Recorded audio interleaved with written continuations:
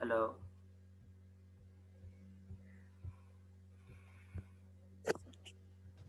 अस्सलाम वालेकुम। वालेकुम अस्सलाम सर।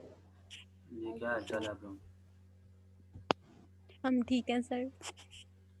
अच्छा, ये मैं म्यूट करने लगा हूँ सबको। उसके बाद जब क्लास के आखिरी रह जाएंगे टाइम तो फिर मैं जो है वो अलाउ कर दूँगा कि सारे जो हैं वो अनम्यूट कर लें अपने आप को।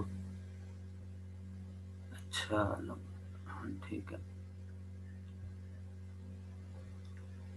ठीक है, मैं फिर लेक्चर शुरू करता हूँ। मैंने पीडीएफ बना ली हुई है, मैं आप लोगों के साथ स्क्रीन शेयर करके उसकी पीडीएफ जो है आप लोगों के साथ शेयर कर देता हूँ। लास्ट क्लास में आप लोग क्यों नहीं थे सारे?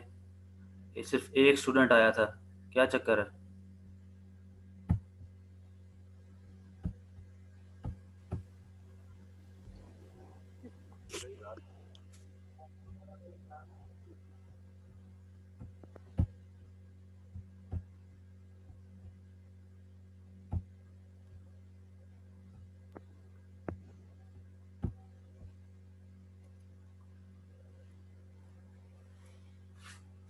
अच्छा, तो लास्ट क्लास में मैंने सिखाया था कि पार्शियल डेरिवेटिव्स किस तरह लेते हैं। तो पार्शियल डेरिवेटिव्स के लिए था कि अगर आपके पास एक डिपेंडेंट वेरिएबल है और दो इंडिपेंडेंट वेरिएबल गिवन है आपके पास, जिस तरह यहाँ पे लिखा हुआ है z is equal to x square minus y square, तो हम यहाँ पे पार्शियल डेरिवेटिव की तरफ जाएंगे, हम सिंपल डेरिवेटिव की तरफ नहीं जाएंगे। यहाँ पे पार्शियल डेरिवेटिव इस तरह होगा कि पहले हम x का डेरिवेटिव लेंगे, फिर हम लेंगे y का डेरिवेटिव। ठीक है, अगर x का डेरिवेटिव लेंगे तो हमारे पास आएगा 2x, और अगर हम y का डेरिवेटिव लेंगे तो हमारे पास आ जाएगा 2y। सिंपल जो है फार्मूला लगा के डेरिवेटिव का। लेकिन अगर हमारे पास आगे फर्दर जो हमारे पास x और y है वो डिपेंड कर रहे हों किसी वेरिएबल के ऊपर, तो फिर हमें क्या करना चाहिए? फिर हमने चेन रूल की तरफ जाना है। ठीक है, चेन रूल क्या कहता है कि जी अगर यहाँ पे x और y हमारे पास वेरिएबल्स हैं और वो आगे फर्दर डिपेंड कर रहे हैं t के ऊपर, तो हमारे पास जो x और y हैं वो अब इंडिपेंडेंट नहीं रहे, वो अब इंटरमीडिएट वेरिएबल्स बन गए। इंटरमीडिएट वेरिएबल्स क्या कर रहे हैं? एक पाथवे दे रहे हैं डिपेंडेंट वेरिएबल्स के लिए कि वो इंडिपेंडेंट तक जा सकें। ठीक है, अब अच्छा, कोई क्वेश्चन करना चाह रहा है? क्वेश्चन जो है वो एंड पे ही होंगे, मैंने मेरे ख्याल से माइक म्यूट कर दिए सबके, तो ये एंड पे जो होगा क्वेश्चन वो एंड पे मैं टाइम दूंगा। तो इंटरमीडिएट वेरिएबल्स क्या कह रहे हैं, हमें एक पाथवे दे रहे हैं from dependent variable to independent variable. ठीक है, अब जिस तरह यहाँ पे z और x और y पे डिपेंड कर रहा है, और x और y हमारे पास यहाँ पे इंटरमीडिएट वेरिएबल्स हैं। क्यों? क्योंकि वो आगे डिपेंड कर रहे हैं t के ऊपर दोनों। ठीक है, यहाँ पे लिख भी दिया मैंने, intermediate variables give a pathway from dependent variable to independent variable.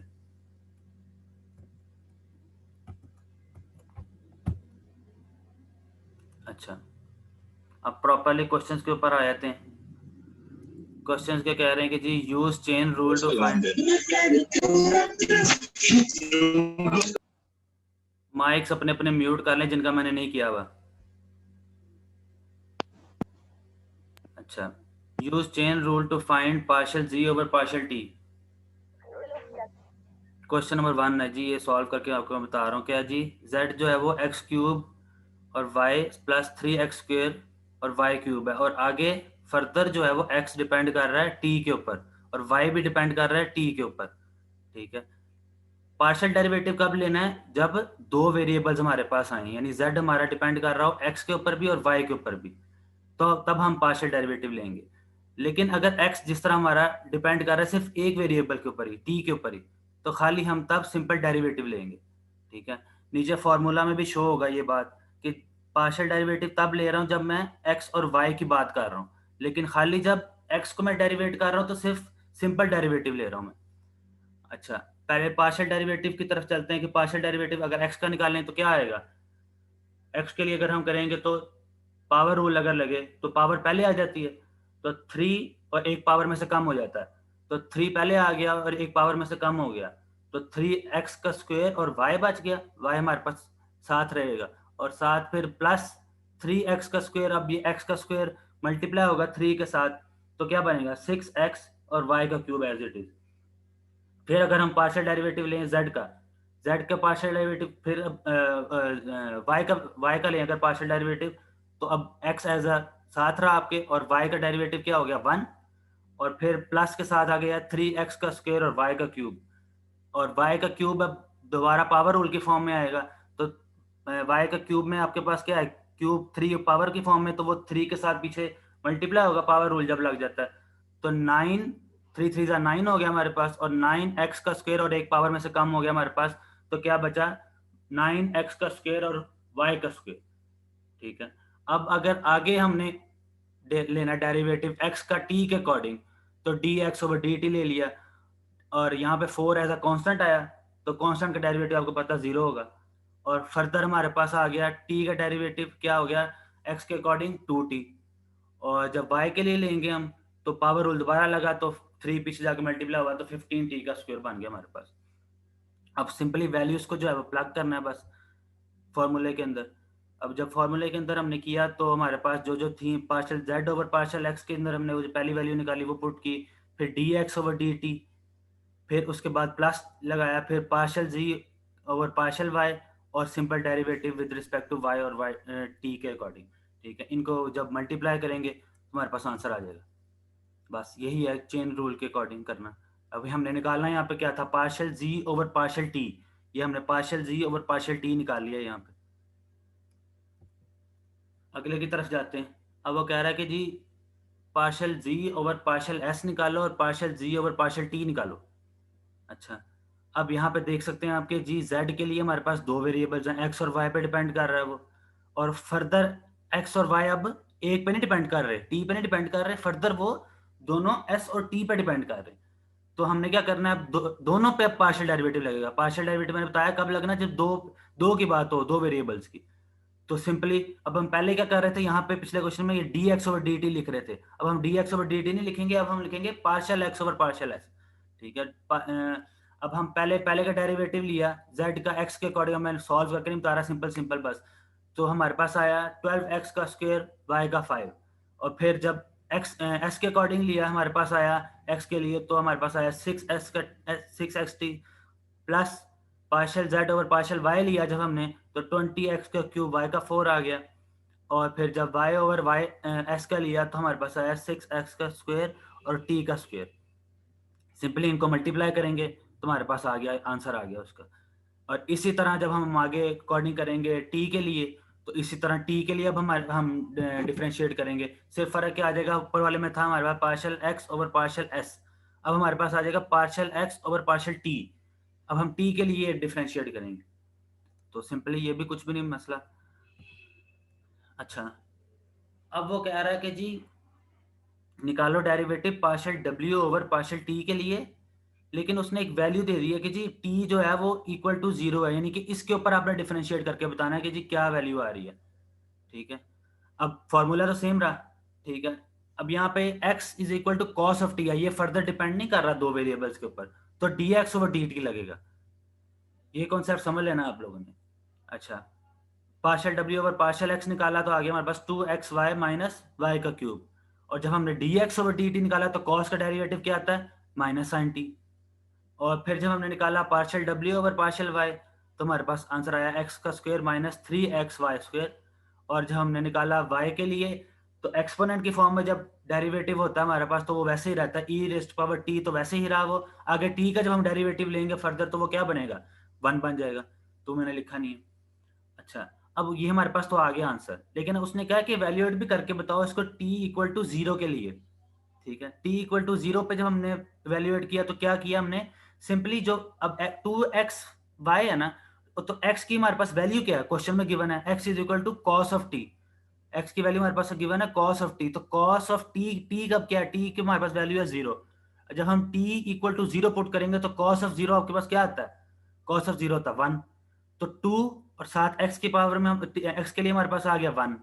और जब हम y के लिए करेंगे तो y की वैल्यू क्या है, y is equal to exponent की पावर में t है। अब t के लिए दोबारा वैल्यू पुट की जीरो की, तो y is equal to e raised power zero. तो हमारे पास क्या आया दोबारा, एक्सपोनेंट की पावर में जीरो हो तो दोबारा क्या आता है, एनीथिंग रेस्ट पावर जीरो क्या आता है हमारे पास 1। तो x और y की वैल्यू क्या आ गई 1 1। इनको पुट किया उसके अंदर सिंपली, तो 2 × 1 × 1 माइनस वाई का क्यूब है फिर 1 का क्यूब। और simply y sine t, sine of t क्या है zero, sine of zero put किया, साइन ऑफ जीरो क्या होता है जीरो। ठीक है, तो ये पूरी क्या बन गई हमारे पास, लेफ्ट साइड जो है हमारे पास पूरी जीरो होगी। अब जब आगे चले प्लस की तरफ एक्स का स्क्वायर माइनस 3xy का स्क्वायर, तो हमारे पास आ गया 1 - 3। और एक्सपोनेंट की टी जब पुट करेंगे तो ई रेस पावर जीरो दोबारा, तो वो हमारे पास दोबारा 1 आ गया, तो हमारे पास 1 - 3 सिर्फ बचा, जो कि हमारे पास आ गया -2। तो हमारे पास सिंपली ये आंसर आ गया -2। अच्छा, फोर्थ की तरफ चलते हैं। फोर्थ क्या कह रहा है कि जी find partial u over partial t. अच्छा, अब गौर करना है कि यहाँ पे हमारे पास कितने वेरिएबल्स हैं, 3 वेरिएबल्स आ गए हैं, x y and z. U हमारे पास, यू हमारा डिपेंड कर रहा है फर्दर कितने वेरिएबल्स पे, x y and z. And x y and z are further depending upon 3 variables, किस किस पे, आर एस एंड टी। ठीक है ना, ये गौर से देखना है। तो अब फॉर्मूला हमारा एक्सटेंड होता जा रहा है बस। अब पहले partial u over partial x निकाला, फिर partial x over partial t निकाला, फिर हमने क्या किया, partial u over partial y निकाला, फिर partial y over partial t निकाला, फिर partial u over partial z निकाला, फिर partial z over partial t निकाला। ये अब चेन रूल की एक्सटेंशन आती जा रही है, जितने वेरिएबल्स होंगे उतनी एक्सटेंशन आगे जाती जाएगी। तो हमारा तो वैसे तो 2 के लिए ही होगा पेपर में और 3 के लिए होगा मैक्सिमम। ठीक है, ज़्यादा 3 के लिए भी एक्सटेंसिव हो जाता है, लेकिन चलें, हो सकता है पेपर में आ जाए आपको ये। अच्छा, तो हमने सिंपली डेरिवेटिव लिया, पहले पार्शियल डेरिवेटिव लिया, partial u over partial x, फिर partial x over partial t. अब एक्स ओवर पार्शियल टी के लिए जब निकाला तो हमारे पास जो क्वेश्चन में देखें एक्स की वैल्यू है उसको हम टी के लिए डिफरेंशिएट करें तो हमारे पास क्या आएगा, टी अगर वेरिएबल के लिए हमें डिफरेंशिएट करना है तो टी तो हमारे पास 1 हो गया, बाकी क्या बचा, आर एस का स्क्वायर। इसी तरह जब partial y over partial t के नहीं निकालेंगे तो टी हमारे पास पावर रूल लगेगा, तो टी की पावर जो है वो पीछे आएगी, 3 जो है उसकी पावर पीछे आ गई, 3r² s। और एक पावर जो है वो कम होगी 3 में से, तो हमारे पास क्या बचा, 3 - 1 क्या आता है हमारे पास 2। और इसी तरह जब partial z over partial t निकाला तो 2 पीछे आ गया पावर रूल की वजह से, तो 2r s। और 2 में से एक हमने माइनस किया तो हमारे पास क्या रह गया 1। और सिंपली बाकी तो आपको पता पार्शियल यू और पार्शियल एक्स कैसे निकालना है, पार्शियल यू यू और वाई कैसे निकालना है, और जी कैसे निकालना है। तो सिंपली इनको मल्टीप्लाई किया, हमारे पास आंसर आ गया इसका। अच्छा, अब क्योंकि हमने जो है वो कवर करने हैं एक टॉपिक के अंदर, अगर हमने एक लेक्चर के अंदर हमने कवर करने दो, एक तो हमारे 1.5 घंटे की क्लास थी, वो वाला लेक्चर कंप्लीट करना है और अगला भी कंप्लीट करना है हमने, ये 40 मिनट्स के अंदर अंदर ही। तो अब इसलिए मुझे जल्दी जल्दी करवाना पड़ रहा है। तो अब जल्दी जल्दी में अब ये दूसरा टॉपिक भी फिर आ गया। तो दूसरा टॉपिक क्या है जी, है तो यही टॉपिक, सिंपली कुछ नहीं है इसके अंदर, इम्प्लिसिट डिफरेंशिएशन कह रहा है वो। अब जब हमारे पास एक्सप्लिसिट थी तो एक्सप्लिसिट क्या थी हमारे पास, यानी कि y हमारे पास डिपेंडेंट होता था जो कि एक वेरिएबल पे डिपेंड कर रहा है, तो हमने सिंपली डिफरेंशिएट कर लिया उसको, तो हमारे पास ये एक्सप्लिसिट फॉर्म आ गई। अच्छा, लेकिन जब वो कह रहा है कि जी ऐसा कोई आ जाए, ऐसा क्वेश्चन आ जाए जो मिक्स हुआ हो, एक्स और वाई, जिस तरह अब यहाँ पे हम अलग अलग नहीं कर सकते, तो तब वो कह रहा है कि हम इम्प्लिसिट डिफरेंशिएशन की तरफ जाएंगे। ठीक है ना, यहाँ पे लिख भी दिया मैंने, implicit as x and y are mix together. ठीक है, समटाइम हम लिखा है कि नीचे कि sometimes we can change implicit differentiation into explicit. कुछ ऐसे क्वेश्चन होंगे जिसमें हम कन्वर्ट कर सकेंगे, यानी वाई की फॉर्म अलग कर ली, एक्स की फॉर्म अलग कर ली और सिंपली एक्सप्लिसिट फॉर्म में कर लिया इम्प्लिसिट को ही। लेकिन जब आपके केस अब मसलन हायर लेवल है आप लोगों का, तो आपका केस क्या आएगा कि जी अब हमने थोड़ा हाई लेवल की तरफ जाना है, तो हमारे पास इम्प्लिसिट डिफरेंशिएशन एक अलग टॉपिक से बन गया, तो हमने इम्प्लिसिट अब किस तरह करना है उसकी तरफ जाते हैं। अच्छा, एग्जांपल लिया ये आपकी बुक से मैंने जी, find partial z over partial x and partial z over partial y if z is defined implicitly as a function of x and y। अब यहाँ पे फंक्शन हमें गिवन है। ठीक है, अब यहाँ पे आप देख सकें कि हम इजिली जो है वो नहीं फॉर्म कर सकते एक्सप्लिसिट, एक्सप्लिसिट फॉर्म में हम नहीं ला सकते इसको, तो हम इम्प्लिसिट की तरफ जाएंगे। इस क्वेश्चन में एक चीज और ध्यान से देखने वाली है कि जी वो कह रहा है कि जी z जो है वो डिफाइंड है x और y की फॉर्म में, यानी z आपका फर्दर डिपेंड कर रहा है x और y के ऊपर, खुद खुद डिपेंड कर रहा है आगे x एंड y के ऊपर। तो पहले इसमें क्या इम्प्लिसिट में क्या कर रहे हैं, पहले इम्प्लिसिट डिफरेंशिएशन में पहला क्या है जी कि हम x के अकॉर्डिंग डिफरेंशिएट करें। जब हमने पार्शियल डेरिवेटिव लें x के अकॉर्डिंग दोनों साइड्स पे, तो जब हमने पहले पहले लिया तो हमारे पास क्या आया कि जी x के अकॉर्डिंग क्या आया 3x का square, y as a constant रहा तो वो क्या हो गया 0। अब z जो है वो आगे फर्दर x और y पर डिपेंड कर रहा है। ठीक है, तो हमने x के लिए उसका डिफरेंशिएशन करनी है, तो पावर रूल इस पे लगेगा। ये बात ध्यान से सुनने वाली है कि जी इस पे पावर रूल लगना है, क्योंकि ये आगे फर्दर डिपेंड कर रहा है एक्स एंड वाई के ऊपर। तो हमारे पास क्या आया, जेड का क्यूब क्या आया 3 जेड का स्क्वायर, और आगे जेड क्योंकि हमारे पास जेड को भी डिफरेंशिएट करना है हमने, तो वो आगे फर्दर डिपेंड कर रहा है एक्स के ऊपर, तो हमने क्या लिखा partial z over partial x. ये बात ध्यान से याद रखनी है। फिर प्लस 6xyz, 6 और y as a constant treat हो रहा है आपके पास, एंड x एंड z। अब यहाँ पे क्या लगेगा हमारे पास, प्रोडक्ट रूल। क्यों, क्योंकि x को भी आपने डिफरेंशिएट करना है और z को भी डिफरेंशिएट करना है, क्योंकि z is further depending upon x। तो हमने पावर रूल लगाया इसके ऊपर। पावर रूल क्या कहता है, फर्स्ट का derivative first as it is रहने दिया हमने, और z के लिए जो हमने डिफरेंशिएट किया तो आया partial z over partial x। फिर हमने जब x के लिए किया तो क्या आ गया 1, और z एज इट इज आ गया, ये हमारे पास प्रोडक्ट रूल लग गया। और जब हमने दूसरी साइड पे गए तो 1 है, 1 का तो खाली कांस्टेंट है, तो उसका कांस्टेंट का आपको पता है डेरिवेटिव 0 होता है। तो हमारे पास क्या आ गया 3x का स्क्वायर प्लस 3z का square partial z over partial x plus 6xy partial z over partial x plus 6yz equal to 0। ठीक है, तो हमारे पास आ गई। अब हमने यहां से क्या करना है, पहला क्वेश्चन में इसने क्या कहा, find partial z over partial x, partial z over partial x निकाला हमने यहाँ से। तो यहाँ पे दो वेरिएबल्स में आप देख रहे हैं कि हमारे पास आ रहा है दो जगह पे partial z over partial x. तो जब हम इनको रहने देंगे एक साइड पे और दूसरी साइड पे हम ले जाएंगे पार्शियल जी ओवर पार्शियल, यानी कि हम बाकी वेरिएबल्स को दूसरी साइड पे ले जाएं, तो हमारे पास क्या आता है 3x का स्क्वायर और 6yz, ये हम दूसरी साइड पे ले जाएं दोनों को, तो हमारे पास आगे -3x का स्क्वायर -6yz। और जब हम जो हमारे पास प्रोडक्ट की फॉर्म में आया होगा इसके, यानी कि हमने जब कॉमन लिया होगा दोनों साइड से partial z over partial x, तो हमारे पास क्या बचा होगा 3z का स्क्वायर प्लस 6xy। तो वो हमारे पास डिवीजन की फॉर्म में आ जाएगा नीचे, जब असल में मल्टीप्लाई हो रहा होगा, जब हम उसको नीचे ले जाएंगे तो वो डिवाइड हो जाएगा। और फिर हमारे पास क्या आ गया, दोनों साइड दोनों ऊपर है नीचे, न्यूमरेटर एंड डिनोमिनेटर। अच्छा, ये कॉन्सेप्ट नहीं समझ आया, ये ध्यान से सुन ले दोबारा कि जी 3x का स्क्वायर और 6yz ये हम दूसरी साइड पे ले गए, दूसरी साइड पे ले गए तो हमारे पास क्या आया -3x का स्क्वायर -6yz, और बच क्या गया हमारे पास 3z का square partial z over partial x plus 6xy partial z over partial x। ये हमारे पास लेफ्ट हैंड साइड पे बच गया। अब इसमें से जब हम कॉमन लेंगे partial z over partial x, तो हमारे पास क्या बचा 3z स्क्वायर प्लस 6xy, यानी हमारे पास ये प्रोडक्ट में बच गया। इसको हम जब दूसरी साइड पे लेके जाएंगे तो वो नीचे आके डिवाइड हो जाएगा। तो -3x का स्क्वायर -6yz तो ऊपर था हमारे पास न्यूमिनेटर में, ये जब हम नीचे ले गए दूसरी दूसरी इक्वेशन को तो हमारे पास डिनोमिनेटर की फॉर्म में आ गया। तो अब हम कॉमन लें इसमें से, तो दोनों में हम कॉमन लेंगे, जब हम तो 3 कॉमन आ गया ऊपर है नीचे न्यूमरेटर एंड डिनोमिनेटर में, तो ऊपर हमारे पास माइनस भी कॉमन आ सकता है, तो -3 कॉमन लिया तो हमारे पास आया x का स्क्वायर प्लस 2yz, और जब हम नीचे डिनोमिनेटर में लिया तो हमारे पास आया 3, और z का स्क्वायर प्लस 2xy नीचे आ गया। अब ऊपर और नीचे 3 कॉमन आया, अब हम 3 को कैंसिल आउट कर सकते हैं, तो हमारे पास क्या बचा, -x का square plus 2yz over z का स्क्वायर प्लस 2xy। ये हमारी डिफरेंशिएशन होगी, पार्शियल डिफरेंशिएशन होगी हमारी विद रिस्पेक्ट टू x। अब हमने दूसरे पार्ट की तरफ जाना है। दूसरा पार्ट क्या कह रहा है कि जी partial z over partial y निकालो। अब हम उसकी तरफ जाते हैं। ये हमें क्या कह रहा है कि जी रिस्पेक्ट टू y निकालो। जब हमने विद रिस्पेक्ट टू y निकाला तो partial y over partial g और पार्शियल y, हम पार्शियल ओवर पार्शियल y निकालेंगे, हम इसको डिफरेंशिएट करेंगे, तो हमारे पास क्या आया, x तो हमारे पास एज अ कांस्टेंट ट्रीट हो रहा है यहाँ पे, तो x को हमने 0 कर दिया। बाकी क्या बचा, y का क्यूब, y के क्यूब के ऊपर लगा तो 3y² आ गया।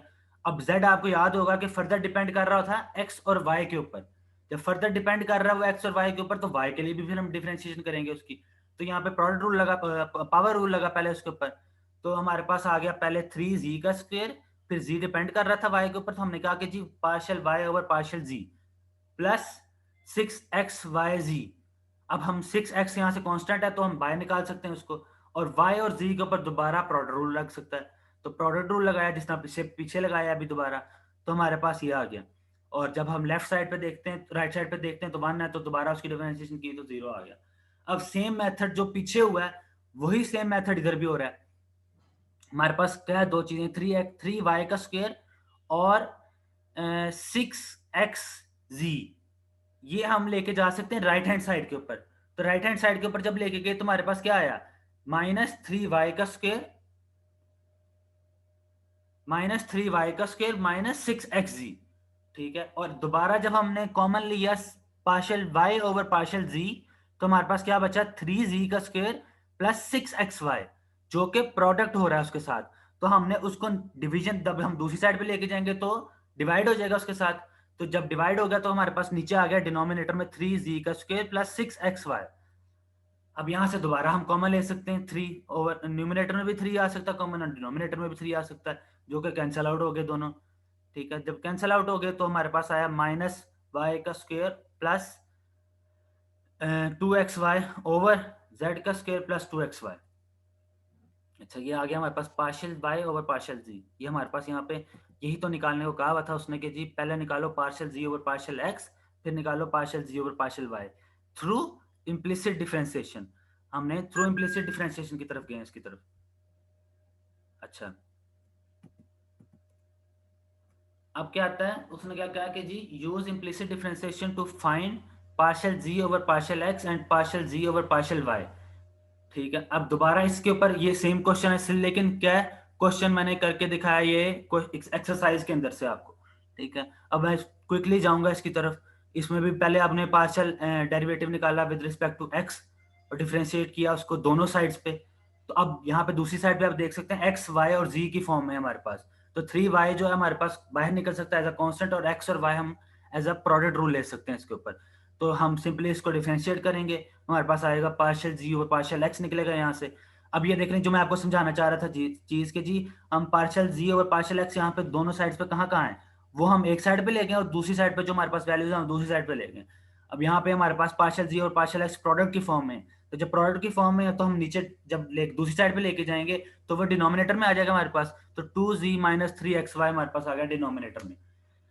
अच्छा, तो हमारे पास यहाँ पे आ गया partial z over partial x. Similarly हम इस तरह निकाल लेंगे partial z over partial y, तो हमारे पास ये इम्प्लिसिट डिफरेंशिएशन होगी। ये क्वेश्चन था एक्सरसाइज के अंदर से, क्वेश्चन नंबर 41 था ये। अच्छा, हाँ जी, ये जो चीज़ है ये मैंने करके नहीं दिखाई, ये आपको खुद करनी है। अब ये मैंने छोड़ दिया आप लोगों के लिए, partial z over partial Y अब आप खुद निकालेंगे।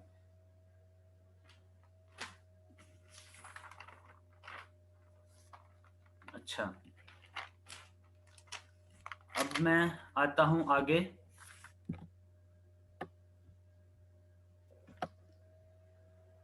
हाँ जी, अब आ रहे हैं हम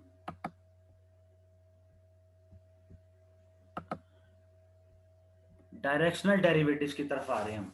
ठीक है, अब डायरेक्शनल डेरिवेटिव्स क्या होते हैं इतना डीप तो नहीं जा सकते, लेकिन सिर्फ सिंपली एक आइडिया देने के लिए आप लोगों को कि जी डायरेक्शन डेरिवेटिव स्लोप का आपको लोगों को पता है। अब लेकिन स्लोप तो हम सिंपली एक लाइन के लिए निकालते थे, लेकिन हम डायरेक्शन नहीं निकालते थे उस केस के अंदर कि डायरेक्शन क्या है हमारी।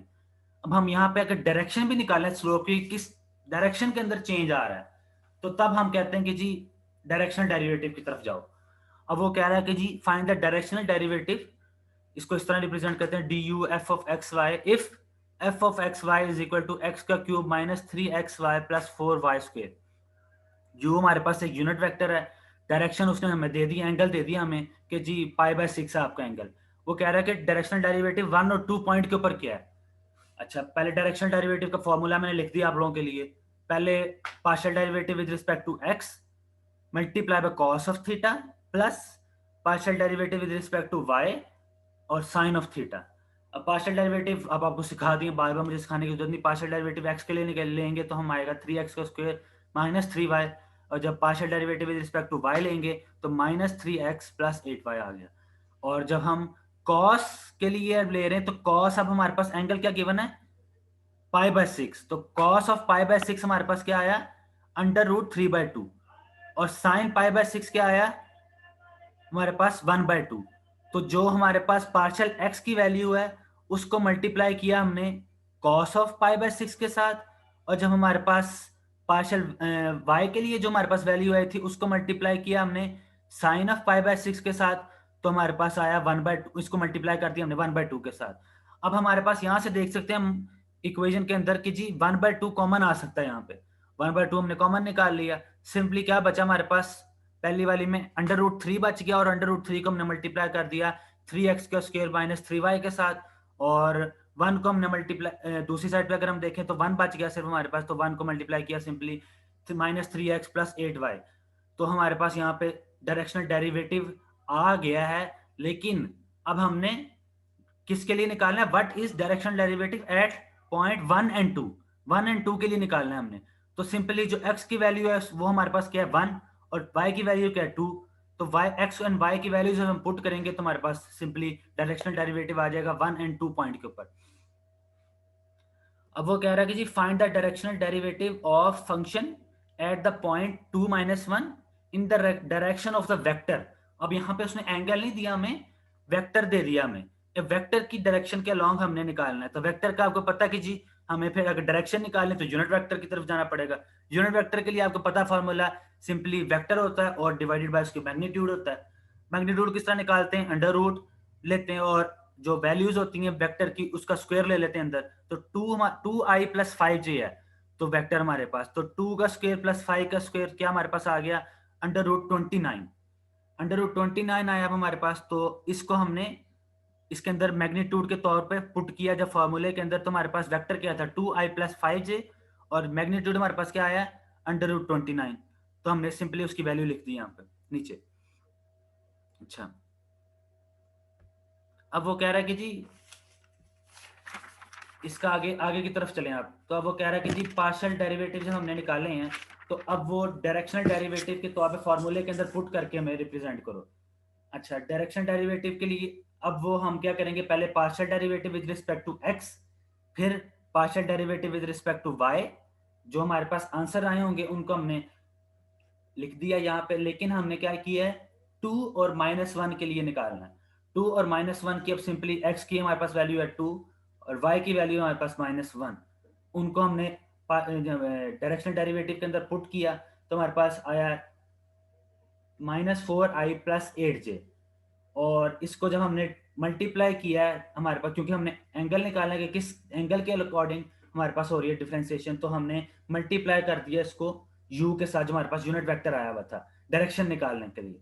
तो हमारे पास ये हमारे पास आ गया 4i प्लस 8j, और हमारे पास पहले आया हुआ था 2/√29i प्लस 5/√29j।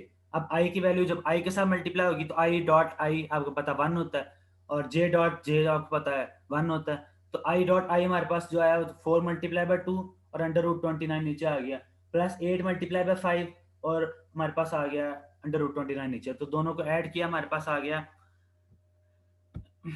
32। अच्छा, अब वो कह रहा है कि जी अच्छा टाइम कितना रह गया? टाइम अभी वहाँ पे 10 मिनट्स है। अच्छा, find the gradient of F. अब हमारे पास हम ग्रेडियंट निकालना है और इवेल्युएट कर रहा है, कह रहा है evaluate the gradient at the point p, find the rate of change of f at p in the direction of vector u. Gradient निकालना है सिंपली। ग्रेडियंट के लिए अब हमारे पास क्या है कि जो हम डेरिवेटिव ले रहे होते हैं एक्स और वाई के अकॉर्डिंग, उसके अंदर अब हम ये नीचे ए पार्ट के अंदर आपको मैंने करके दिखाया कि जो डायरेक्शन जो हम डेरिवेटिव लिया एक्स के लिए पहले, फिर हमने क्या किया आगे कॉमा लगाया, फिर डेरिवेटिव लिया विद रिस्पेक्ट टू वाई।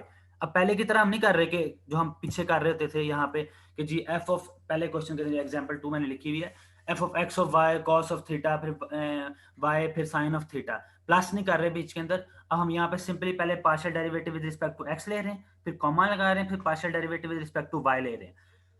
तो वो पहले पार्ट में यही कह रहा है कि ग्रेडियंट निकालो। इसको क्या कहते हैं? ग्रेडियंट निकालना ही कहते हैं, सिर्फ इसके अंदर एडिशन नहीं हुई हुई। अच्छा, पार्शियल पहले वाले जो हमारे पास आंसर आया वो partial derivative with respect to x आया हुआ है, फिर partial derivative with respect to y आया हुआ है। जो f of x y 5x y का स्क्वायर माइनस 4x का क्यूब वाई, इसका हमने लिया हुआ डेरिवेटिव। अच्छा, ये डेरिवेटिव आ गया पहले पार्ट के अंदर। सिर्फ दूसरे पार्ट के अंदर क्या कह रहा है? पॉइंट 1 और 2 के ऊपर बताओ। पॉइंट 1 और 2 के लिए हमने क्या किया? 1 और 2 की वैल्यू पुट कर दी सिंपली एक्स और वाई के अंदर। तो हमारे पास क्या आया? -4, 16, यानी कि एक्स के लिए हमारे पास आया -4 और वाई के लिए हमारे पास आया 16। अच्छा, अब तीसरे पार्ट में क्या कह रहा है? Find the rate of change of f at point p in the direction of the vector u. Direction of the vector u, u हमारे पास यहाँ पे यूनिट वेक्टर की डायरेक्शन हमारे पास गिवन है, वेक्टर नहीं गिवन, यहाँ पे यूनिट वेक्टर गिवन है हमारे पास। तो डायरेक्शन उसने पहले हमें दे दी है, जो कि हमारे पास ये गिवन है यहाँ पे 5/13 कॉमा 12/13। अब सिंपली डायरेक्शन डेरिवेटिव के लिए क्या किया कि पुराना ऊपर ऊपर भी आपको नजर आ रहा होगा कि gradient multiply by unit vector.